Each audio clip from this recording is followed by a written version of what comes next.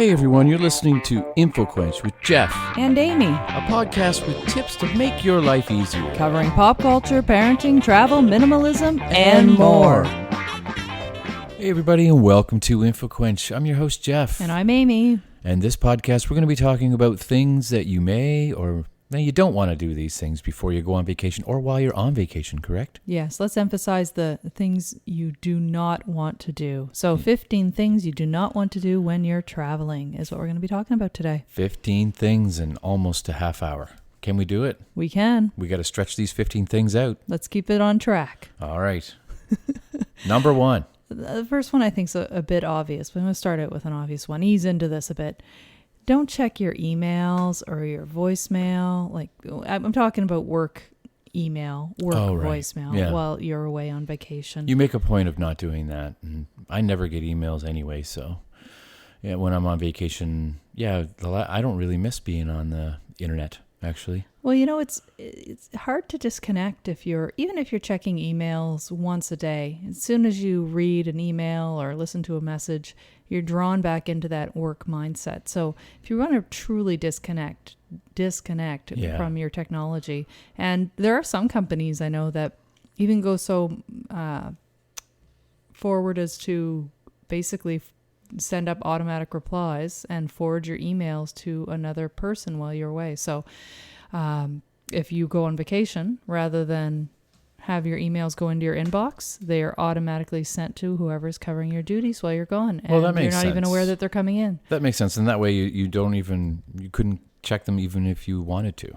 Right. It forces people to take a true vacation and focus on their wellness and make the most out of that time away from the office. I know a lot of people too, I know you've done this before too, like at your previous jobs or maybe even the one you work at now, but you record a message and you say, I'm away, or whatever, or I can't come to the phone for a week.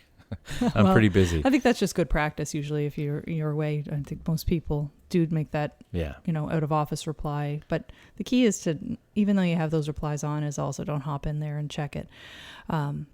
Whenever possible. I know some people have jobs where they say there's an exception, but there's nobody's on their deathbed wishing they worked another day. They're wishing they spent more time with their family. So take the time with your family when you're on your vacation and enjoy it. Don't check your emails all the time and stuff. Although usually whenever we go away, we do have Wi-Fi available, but we don't use it to check emails and stuff too often, do we? No, it's more just to stay in touch with people back home, make sure everything's going okay. And to see what we can do while we're there as well. Yeah. Which is very helpful. The internet. Oh, the good old internet. Maybe that's already on your radar, but if it's not, disconnect. There's one that I just thought about, but I don't know if it's on your list. Can I mention it and just possibly ruin your list or? Well, that you want to be, on par with every other episode where you do this. Whenever I have a numbered list, you always mess with my list. Well, I just thought, I never know what you have on your list, but I'm sure that this may or may not be on your list. I don't know. I don't think it is. But we just it has to do with what we just discussed, and that is when you leave a message on your phone saying I'm away or whatever. Well, do you you don't do that when you are away on your vacation? It's probably not a good idea to post photos and talk about your vacation, not only because it's just kind of rubbing it in for people who aren't there, but it's also, you don't want people to know that you're not home. Yeah, right? I actually didn't have that on my list. Okay, good. So I didn't think... I think we've covered that in one of our other travel tips episodes, but definitely you don't want to advertise that you're away. When I'm talking about emails, auto replies, I'm talking about work, and usually your work knows when you're out of the office. But don't be posting on social media that you're going to be away from your house. That just invites trouble. That you are currently away from your house, because then, even if you have somebody house sitting for you, you don't want them to, possibly get a burglar coming by thinking that you weren't home. Those burglars out creeping my Facebook. It's like Home Alone-ish kind of stuff, That's a good one, and it's even better because it wasn't already on my list. There you I was go. going to Now mess 16. up my whole numbering system. It's 16 things, not 15. That's all. Right, and we're only 4 minutes in. Yeah, only 4 minutes in. What's next? Number two. Don't eat near major tourist sites. Oh, yeah. When you're away, if you're traveling to, big cities and you're going to a major tourist attraction, it can be tempting to go and eat at the Pizza Hut across from Windsor Castle. Yeah. But it's much more cost effective, and you'll probably get better quality food if you go a little bit off the beaten path. And much cheaper for sure. Yeah, walk even just a few blocks away, you'll have less of a crowd. And one of the things that I know we did when we were in London near Westminster Abbey, we were there around lunchtime. Yeah. And we watched where the workers went. Yeah, we did. Sort of discreetly followed some of the workers. I forget and they went the name to of the place. Well, it was a pub. Yeah, it had like authentic fish and chips though. Yeah, and it was reasonably priced. It wasn't prices that were jacked up for the tourists. Yeah. And good quality food, and it wasn't busy. So yeah, don't eat like at the canteens or right around the tourist site. Take a little stroll, get a little bit of exercise, and your pocketbook will reap the rewards. Well, it's like Anthony Bourdain always said, just always eat the street food because that is where the gold is, you know? And it's true, especially when I was in Korea. Man, the street food was just fantastic, and it was available at all hours. So it's always available and always delicious, so why not take advantage? All right, number 3, don't skip on travel insurance. Yeah, no, don't do that. Don't and skip really your check it insurance. too, right? Because sometimes Blue Cross or whatever one you're on, it doesn't cover certain things, right? Is that? Well, yes, and when I'm talking travel insurance, I'm not talking about cancellation insurance, and I mean you have to weigh the pros and cons of that based on the cost of your trip and all of that. But I'm talking about medical insurance, and you want to make sure you have something in place. I've heard too many stories recently of people being overseas or even just down in the Caribbean and having to go to the hospital, and just, you know, it can be nightmarish. So not only make sure you have insurance, make sure you know how to enact that insurance, what number needs to be called. Make sure the people you're traveling with know that, because you could be incapacitated, unconscious. Make sure that the people you're traveling with know how to. There's a little blip there. My phone. I forgot to silence my phone. It happens. What can I say? And you know what? I didn't silence my phone, and it could happen again, but I hope it doesn't. Well, let's live on the edge. Let's live on the edge. Yeah. We were talking about insurance and making sure you have the proper insurance and you know how to implement that insurance. That's right. Make sure that the people you're traveling with have a phone number. A lot of times you get a little travel card from whomever is your carrier for your travel insurance. And like I said, in terms of cancellation insurance, just weigh the pros and cons on that. If you travel a lot, chances are, I mean, if you're buying insurance every single time, it may not be a good use of your money. If you're a big traveler, we don't tend to buy cancellation insurance. We have a little bit, I think, through our credit card anyway. But yeah, just weigh the pros and cons of that one. Number 3. I'm all off track. Number 3. We're on number 3. Yeah, number 4. Number 4. Number 4 is next. Okay, number 4 is next. We're a little out of sync tonight. Struggling for our words, struggling for our numbers. If you're checking reviews, this is number 4. Don't rely on only one source for your travel reviews, particularly with accommodations. I've mentioned before on other episodes, TripAdvisor. Sometimes you can detect a huge volume of, I guess, fake reviews. Yeah. You can maybe if you're looking in English and it's from a country where English is a second language, you can tell that maybe they were perhaps thrown into a translator to come up with the reviews and to get a high volume of, 5-star reviews on a particular resort or property.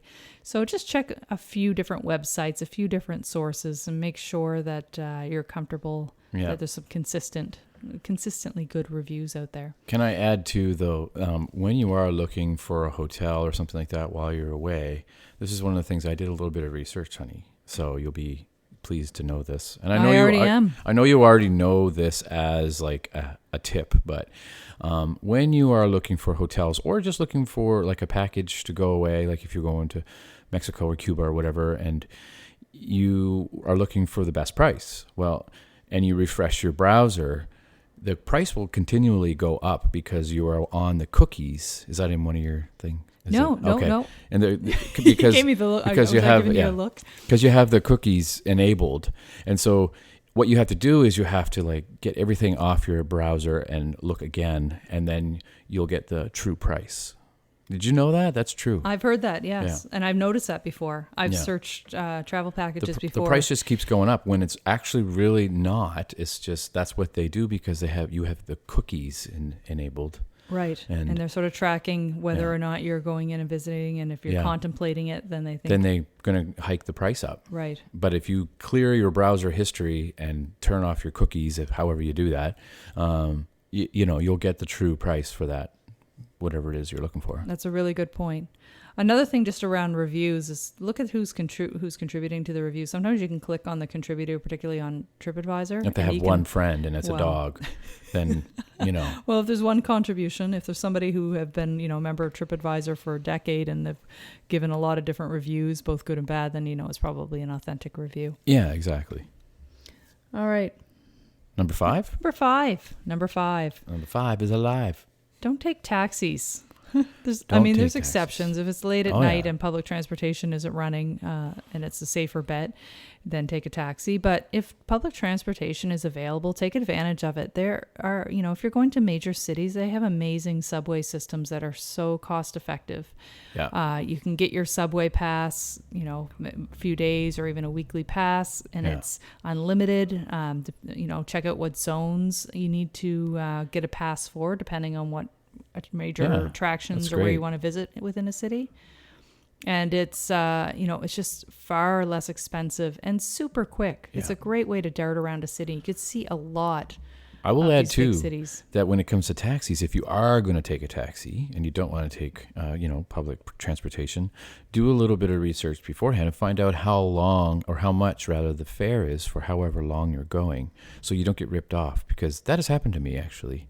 That has happened to me where you don't really know where you're going. A taxi driver picks up on it and he just takes like a really nice leisure, route that just nice little detour. Yeah, nice little detour. And so it ended up costing you twice as much. So just do quick. Usually it's in the, the reviews or whatever. Just check it out. One person usually says it usually costs about $12 to go here to here. Then Right, and you can even ask for a quote up front. That's right. To make sure it's not, completely far off from what you're anticipating. You don't want to be caught without enough cash. Also, if you're getting a subway pass, so say like we went to New York once and we just it was like a long weekend. Yeah. So we bought, it was actually more cost effective to get a full week subway pass than to get 3 days or something like that. Or just like whatever, individual rides. Exactly. That's the only way we got around was through the subway. So at the end of the trip, we gave our subway passes away to some people who actually were janitorial staff, I think, at the airport. Yeah. Which is sort of, as we were flying out, we handed them off so that somebody else who's they probably had an making extra, 2 or 3 days worth of. Right. There's still a few days left on it. So somebody who can make use of it. Don't let it go to waste. Give it to somebody who can make use of it and, pay it forward. Yeah, you're giving back. That's right. Giving back.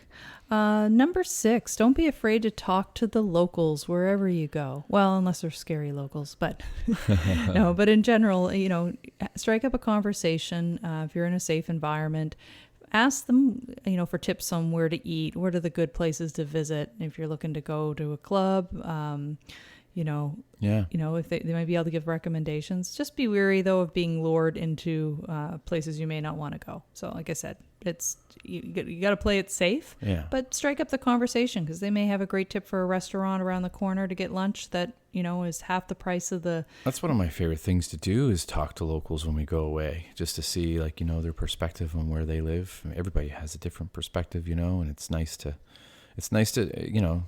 be immersed in the culture just a little bit, if you're away. I like being immersed in the culture a lot when we're away, but sometimes it's just not very possible. But, Well, number 7 is don't let your guard down. Oh yeah. Be safe. Be safe out there, folks. Particularly if you're having, if you're having a few drinks, if you're, indulging, maybe have somebody in your group designated to be your sober designate. Doesn't matter whether you're driving or not, but just somebody who has a clear head about them. It's always, a good idea to probably refrain from overindulging if you're in a foreign country or traveling abroad.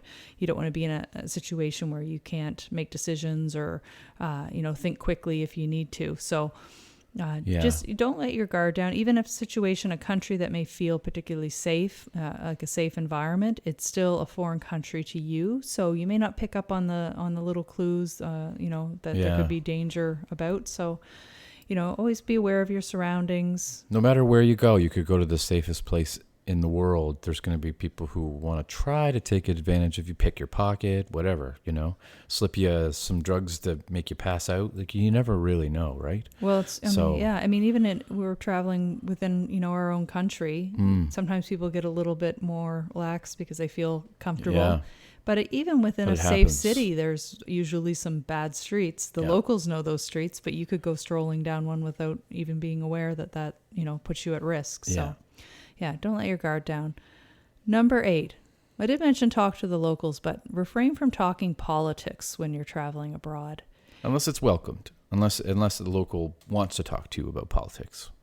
Yes. Which is kind of rare. That's a good point. It's interesting though, because when we were in Nicaragua, one of the drivers did talk a lot about the and it was actually, there was, a major political uprising shortly after we left.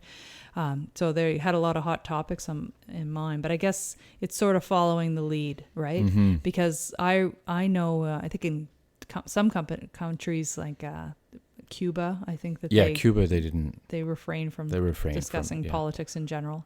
Maybe a little bit more open which now. Which makes sense. Not everybody's going to agree, and who wants to argue?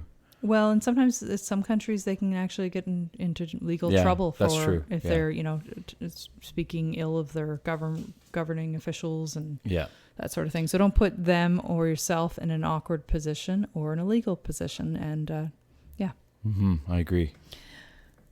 Number 9, don't go away and stay in your room. No, some people get out. Yeah. I always say, I'd rather not spend money on a nice accommodation. I make sure it's a nice, clean, safe room to sleep in. But really, if you're traveling abroad, you want to be out and about and exploring where you're at. A room is just a room. It could be a room anywhere. But, if you want to see the culture, you need to get out of that room. I know you have that sort of mentality when it comes to museums sometimes, like you don't want to be stuck in a museum when we're traveling, and it makes sense because you want to be outside getting fresh air and stuff. And I like the cultural aspects of that too sometimes. But you can only see so many museums when you're away though. Well, yeah, I know, like when we went to the Louvre and in Paris, I had just like a few. I'm like, okay, let's just go see, the Mona Lisa. And we went and saw the few key ones. But you could spend days in there, though. Well, you could. I've heard that it could take, you could spend months in there and not see every exhibit because it's so huge. I had no idea that building was that big before we went there. I had no idea how, it goes for blocks. Oh, it's incredible. It's insane. Anyway. So, if you like museums, go to the museums. Yeah, check out the museums. Get out of your hotel room for goodness sake. For goodness sake. See how nice and clean that was for the episode? Didn't curse once. Yes. We don't want to get strikes by, Apple or whatever. Apple strikes. Number 10, don't be ignorant. What I'm saying, don't be ignorant of the laws or the cultural norms of the place that you're visiting. Or just don't be a jerk. Well, remember when we were away? For life. There was people at the front desk and they were just yelling because they weren't getting what they wanted, and they made a point to say where they were from, and it was just it was so annoying. It was just why do you have to ruin everybody around you? Everything that I know, it was a nice peaceful vacation experience. Yeah, don't get angry. That's a good principle in all of life. But no, in terms of traveling, sometimes there's some really unique laws in certain countries. So do a quick little research, hop on Wikipedia, Lonely Planet. It's not hard to do. Check for, travel advisories and that. But be aware of the laws because not knowing is no excuse to break the law. That's not going to fly. Well, you're never going to be able to learn every law, but you can do a little bit. Well, yeah, no, you don't. You have to know the whole legal system, but know what street to drive on if you're going to rent a car. You can't chew gum and spit it out in certain places, right? That's a crime. That's Singapore, right? There's certain. They're like that with gum and drugs. Right. Well, I mean, I wish people didn't spit out gum here. They do. They do it all the time. They don't even think twice of it. But you wouldn't think that you would get arrested for that, right? But there are countries that you could. So that's one example. But also cultural norms. If there's some things, dress if you're, always take traveling your shoes off when you go into a Buddhist temple or monastery. Right, or if you're in a a conservative country or Muslim country, you might need to be covered in a certain way to avoid unwanted attention, and so just be aware. Don't be ignorant. Don't be ignorant. That goes for everything in life. Don't be a goof when you're Number traveling. 11, don't overpack. That took me a bit to learn that one. I know, and we still do it sometimes. The key to not overpacking repeatedly is as soon as you get home from vacation, just take note of, take note. Make a note on your phone of what you took and what you didn't need. Yeah, you do that. Yeah. If you didn't use it, don't keep bringing it over and over again. Amy has a really great list that's on her phone that we go through just before we leave. Right. To make sure we have everything. And rarely do we forget things. Right. We bring too much, if anything. It's a list of, I have one that's for if we're traveling to a tropical country, or one overseas, or if we're just going to a cottage, because you bring different things depending on where you're going. If you're traveling locally, you might not have as an extensive first aid kit, because you can go to a drugstore locally and get something, right? Yeah. Just having a list to kind of go through as your base is really helpful. That I probably would never have gone anywhere if it wasn't for you organizing everything. I wouldn't get the right day to fly out. I wouldn't find a very good spot to go. Well, I mean, I probably could, but I really, truly don't enjoy doing that, though. I just like to go and experience it, Well, that's why we get along well, because I like to control it all. I like to control all the travel plans. I get a lot of enjoyment out of that. Now I sound controlling. You made me sound controlling. You did it yourself, baby.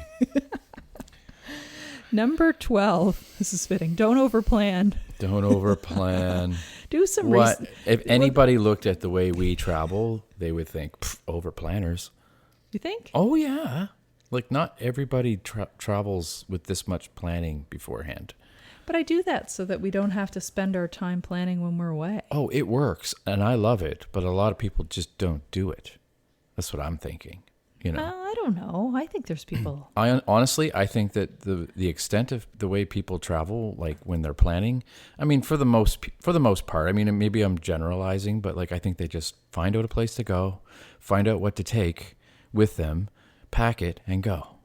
That's really? Yeah. I mean, they might do a little bit of research about where they're going, what the cultural, history is and stuff. But other than that, I think it's helpful to get have a discussion with who you're traveling with to find out what major, what's on your bucket list for this trip? What do you want to accomplish? We usually have that discussion, even if it's just going to an all-inclusive resort. What do you want to get out of this trip? Do you want to lay on the beach every day? Is there an excursion you have your eye on? And that way you can make sure that you expectations are met, and you check all the boxes. If you're going to go away, you might as well do things you enjoy doing. Well, yeah. Why go? And but the tip around over planning is just avoid having a ridiculous itinerary. Yeah, talk about the things you want to accomplish, but you don't need to have. I'm going to do this on Monday. I'm going to do this on Tuesday at this time. Yeah. Have free time. Have time to explore and roll with the punches to see what. What I love is an explosion of activities for the first 2 or 3 days, and then one full day of nothing. And a big bus tour is a great way to get when you get into a a I know that people who live in these cities hate these buses. We did one in New York. They hate the buses because they in London.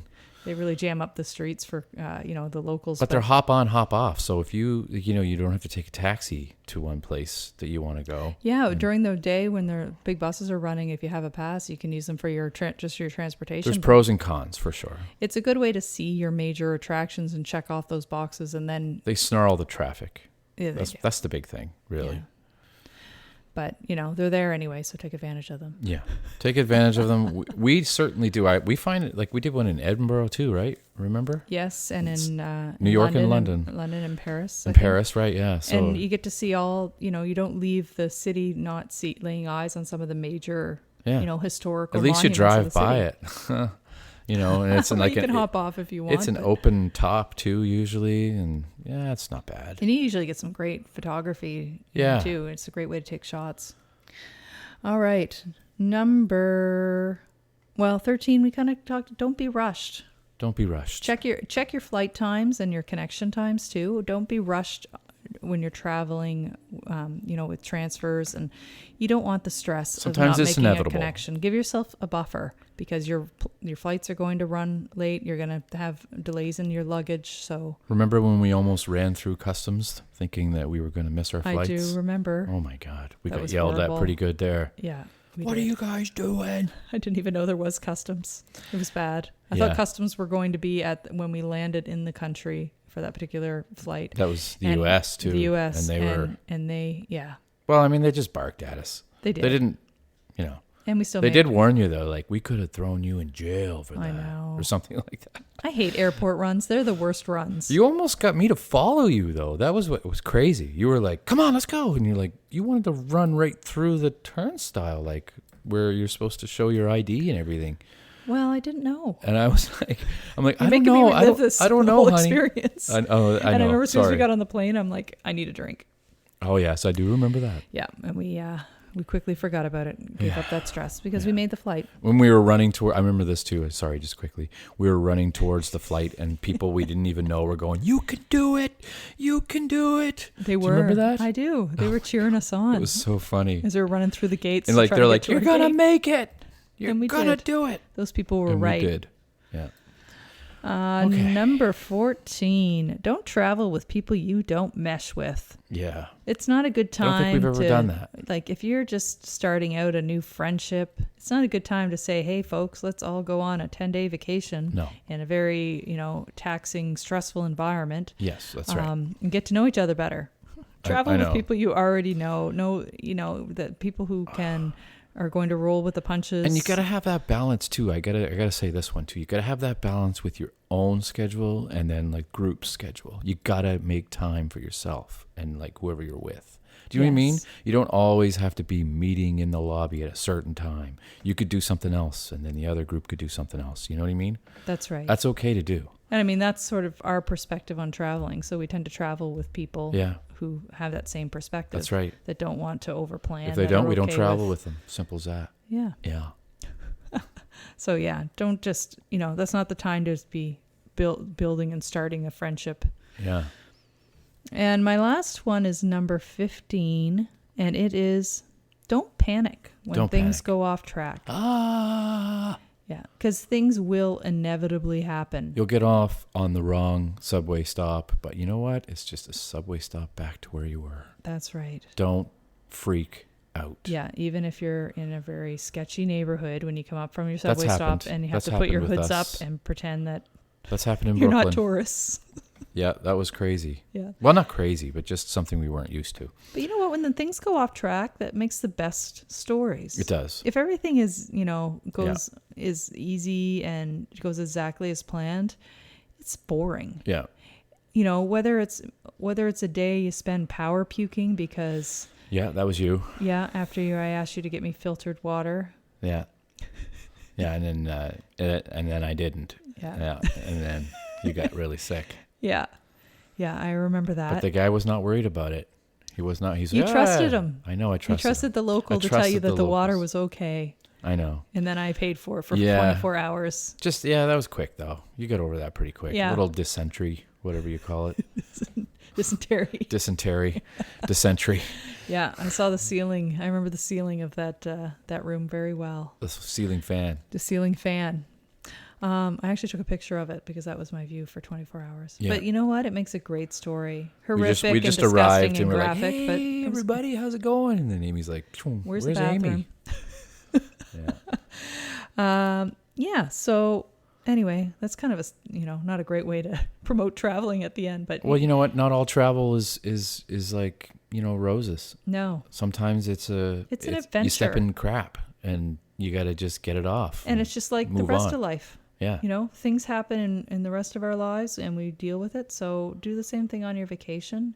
Don't let it ruin your vacation if something goes awry.